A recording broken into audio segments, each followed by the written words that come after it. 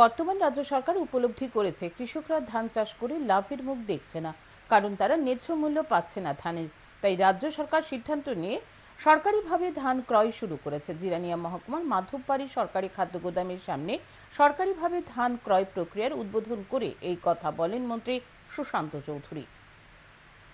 রাজ্য সরকারের উদ্যোগে রাজ্য জুড়ে কৃষকদের কাছ থেকে ন্যূনতম সহায়ক মূল্যে ধান ক্রয় প্রক্রিয়া চলছে।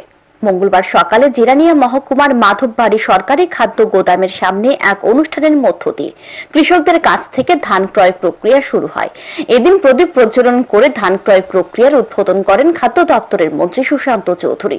পরে অনুষ্ঠানে বক্তব্য রাখতে গিয়ে মন্ত্রী সুশান্ত চৌধুরী বলেন, রাজ্য সরকার উপলব্ধি করেছে কৃষকরা ধান চাষ করে লাভের মুখ দেখছে না, কারণ তারা ন্যায্য মূল্য পাচ্ছে না ধানের। তাই রাজ্য সরকার সিদ্ধান্ত নিয়ে সরকারিভাবে ধান ক্রয় শুরু করেছে।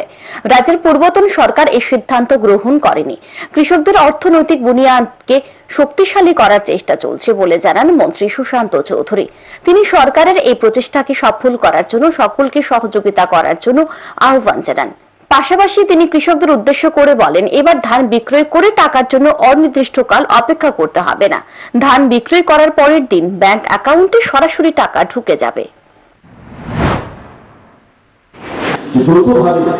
আমাদের মানুষের অর্থনৈতিক বুনিয়াদকে শক্তিশালী করতে হবে, কৃষকদের অর্থনৈতিক বুনিয়াদকে শক্তিশালী করতে হবে এবং রাজ্য সরকারের যে প্রচেষ্টা ইচ্ছা, প্রধানমন্ত্রীর যে প্রচেষ্টা ইচ্ছা, সেটা যেন কোনোভাবে বিপদে না যায় এবং আপনাদের যে ব্যবসা যেন আঘাতটা আসে।